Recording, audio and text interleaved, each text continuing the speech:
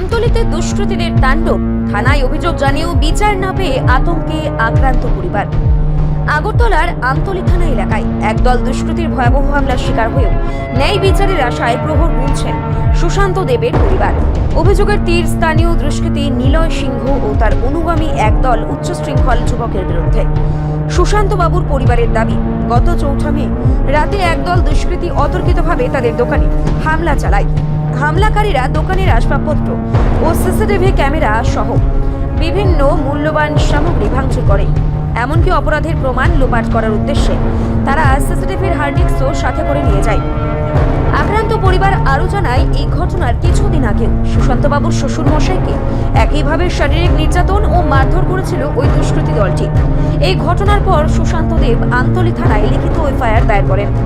কিন্তু অভিযোগ জানানোর পর 4 দিন অতিবাহিত হওয়ার পরেও পুলিশ এখনো পর্যন্ত অভিযুক্তদের বিরুদ্ধে কোনো কার্যকর পদক্ষেপ নেয়নি বলেই অভিযোগ।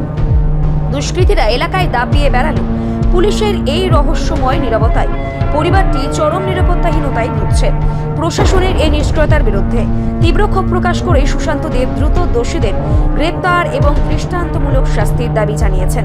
বর্তমানে ওই ঘটনাকে কেন্দ্র করে এলাকায় গভীর আতঙ্ক ও উত্তেজনা বিরাজ করছে। মধ্যে আজকে 3 মাস হইতেছে, আমরা বাবারে 3 মাস আগে মারছে। আজকে 3 মাসের মধ্যে আমার হাজবেন্ডে মারছে কোনো কারণ ছাড়া। 3 মাস আগে আমরা পুলিশের কাছে এফআইআর করছি, যারা যারা জানানো দরকার তারা আমরা জানাইছি, কিন্তু কোনো কাজ হয়েছে না। না আমার বাবার ক্ষেত্রে কোনো কাজ হয়েছে। আজকে আমার হাজবেন্ডে মারছে 4 দিন হয়েছে, না পুলিশ কিছু করছে না কেউ কিছু করছে। যারা মারছে, যারা ষড়যন্ত্র এই কাজটি হয়েছে, তারা বিন্দাস তারা হসপিটাল চৌমুনি ঘুরতেছে। এই হসপিটাল চৌমুনির মধ্যে এরিয়ার মধ্যে যদি এরকম ঘটনা হয়, তাও টাইম হয়েছে 6টা থেকে 7টার মধ্যে, এই সন্ধ্যার সময় এই ঘটনাটা হয়েছে। 10 থেকে 12 জন এসে মারধর করছে, ভাঙাচুর করছে। না কেউ আজ পর্যন্ত 4 দিন হয়ে গেছে, কেউ কিছু করছে না, না পুলিশে কিছু করছে না, যারা আমরা জানাইছি তারা কিছু করছে, কেউ কিছু করছে না, আগেও করছে না, এখনো করছে না। নামগুলো কি পাইছে? নামই তো নিলয় সিং।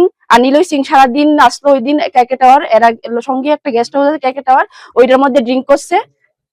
ওইটার থেকেই তারা সবাই ভার হয়েছে। আমরা পুলিশকে ওইটাও জানাইছি যে ওই কেকে টাওয়ারের সিসিটিভি ফুটেজটা দেখতো। ঠিক আছে, ফুটেজের ভ্যালিডিটি 7 দিন, আজকে 4 দিন হয়ে গেছে, পুলিশ কিচ্ছু করছে না। পুলিশের ভূমিকা নিয়ে থানার মধ্যে আমরা রেগুলার যাইতেছি, রেগুলার এফআইআর করছি। এটা হচ্ছে আমার বাবার এফআইআর কপিটা। ঠিক আছে, এটা আজকে 2.5 মাস হয়ে গেছে, তারা বাবার কিচ্ছু করছে না। ঠিক আছে, পুলিশ কিচ্ছুই করছে না, পুলিশ না শুধু কেউই কিচ্ছু করছে না। আমার হাজবেন্ডের এফআইআর কপি আছে। মাম্পি দেব। রিপোর্ট সংবাদ প্রতীক্ষা।